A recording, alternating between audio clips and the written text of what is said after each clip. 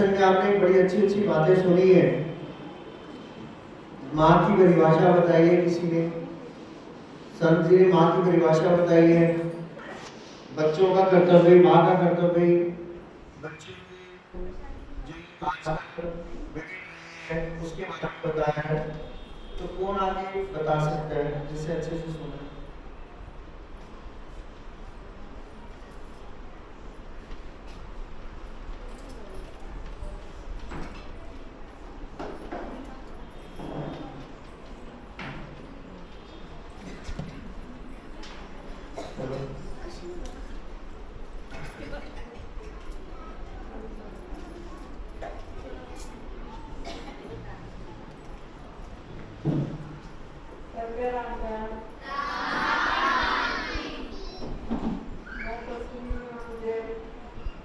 बच्चे कोई ऐसे काम करके आता है, कोई ऐसा गलत काम करके आए, चाहे कोई चीज लेकर आए, तो उनको माँ बाप को पूछना चाहिए ये कहाँ से लाया, किसने दिया।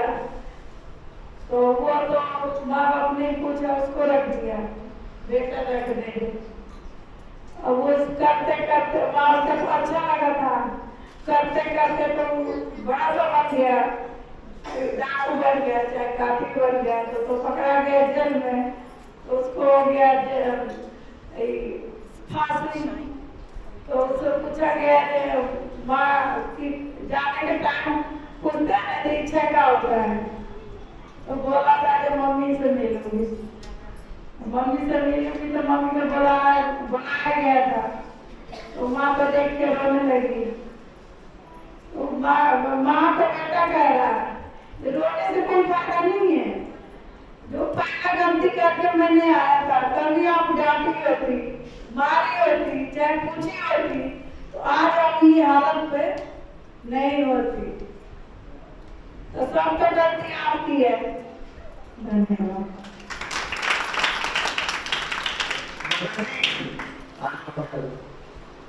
और संजना की मम्मी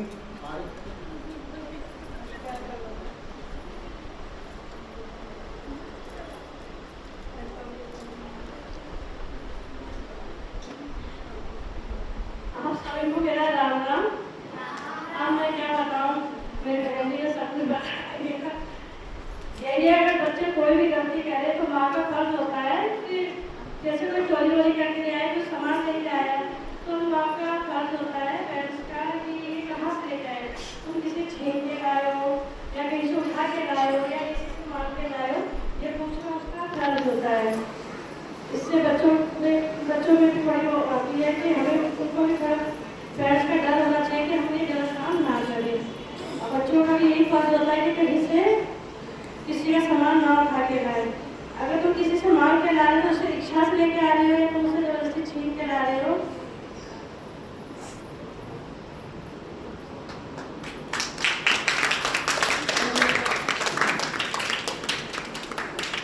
नशा जुआरी कुछ सुना आपने? नशा जुआरी कुछ बोला उसके बारे में सुना? तो वही है कि आपका बच्चा अगर गलत रास्ते पे जा रहा है, आपको पता लग रहा है, तो अपने बच्चों को अगर अभी संभाल सकते हो तो संभाल लो, नहीं तो बाद में अगर बच्चे की आदत बिगड़ गई, हम कितनी मर्जी कोशिश कर रहे हैं, बच्चा नहीं सुधरेगा। और मैं नहीं समझता कि बाप से ज्यादा माँ को जल्दी पता चलता है कि उसका बच्चा कहाँ है, क्या कर रहा है, क्या नहीं कर रहा। बाप तो कमाने निकल गया, शाम को आएगा, अगर उसको बच्चा सो रहा होगा या जाग रहा होगा तो 2 मिनट बात हो जाएगी, नहीं तो बच्चे को माँ से बाप से मिलने का बहुत कम समय लगता है। ये तो मानते हो या नहीं मानते? तो बस इन्हीं बातों को ध्यान में रखो। ये हमारे जो नन्हे मुन्ने फूल है ना, इनकी पंखुड़ियां मत टूटने देना, इनकी चेहरे की मुस्कुराहट तभी सलामत रहेगी जब आपने इनके ऊपर प्यार भरा हाथ और प्यार भरी सुरक्षा भरी नजरें आपने इनके ऊपर रखी और आप इनको सत्संग में साथ लेके आओगे जैसे अभी दिव्या की मम्मी ने बोला मेरी बेटी 6 बजे की चली हुई यहाँ पर पहुंच गई है, तो वो जिसके घर में थी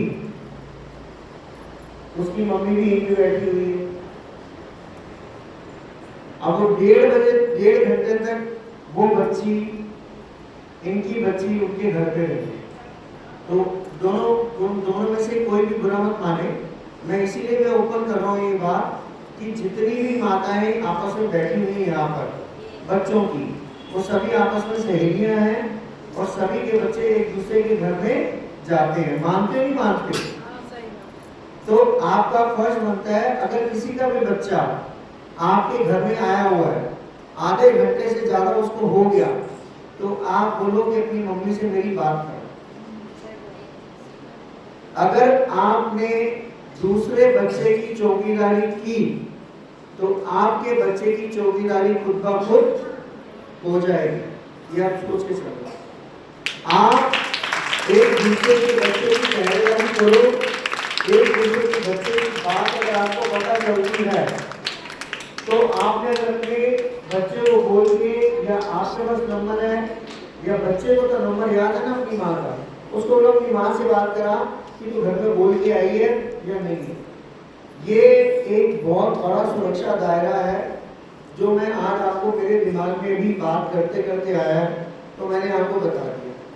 एक दूसरे के घरों की चौकीदारी आप इस तरीके से कर सकते हो, घर बैठे चौकीदारी कर सकते हो। आपको बाहर झंडा लेके बैठने की जरूरत नहीं है, टॉर्च लेके बैठने की जरूरत नहीं है, बस अपना दिमाग और आंखें खुली रखो। आपका बच्चा बिगड़ेगा। क्यों मुस्कुरा रही है? माँ को देख के माँ को देख के क्यों मुस्कुरा रही है? अरे जल्दी खड़ी होगी तरफ पता चल गया। अरे ऐसे नहीं, जल्दी बता। अच्छा वो बेटी वाली कविता सुना रही है,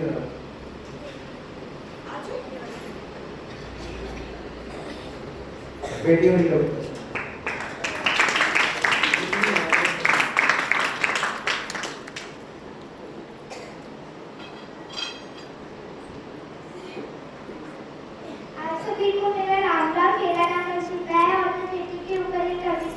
सुनाने जा रही हूँ। इस तिरंगे की शान को उन्हें बढ़ाना आता है, इस तिरंगे की शान को उन्हें बढ़ाना आता है। जो गलत नजर उठाए मेरे वतन की तरफ, जो गलत नजर उठाए मेरे वतन की तरफ, उन्हें झुकाना आता है, उन्हें झुकाना आता है। और ये हिंदुस्तान की बेटी है साहब, और ये हिंदुस्तान की बेटी है साहब। इन चूड़ी वाले हाथ को भी हथियार उठाना आता है, चूड़ी वाले हाथ को भी हथियार उठाना आता है। इस लड़ाई के खाबों पर इनका जोर नहीं, यह आसमान में उड़ना चाहती है मगर छोड़ना कोई इनकी डोर नहीं, मगर छोड़ना कोई इनकी डोर नहीं। और एक माँ बनकर हर दर्द को सहजाना आता है, कि एक माँ बनकर हर दर्द को सहजाना आता है। एक बेटी बहन या पत्नी बनकर, कि एक बेटी बहन या पत्नी बनकर हर गमों को छुपाना आता है, हर गमों को छुपाना आता है।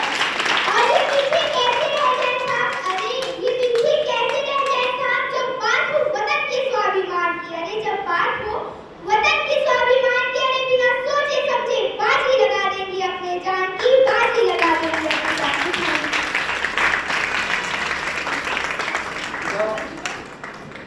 धन्यवाद आप सभी का। एक और बात कीर्तन के लिए आ जाए।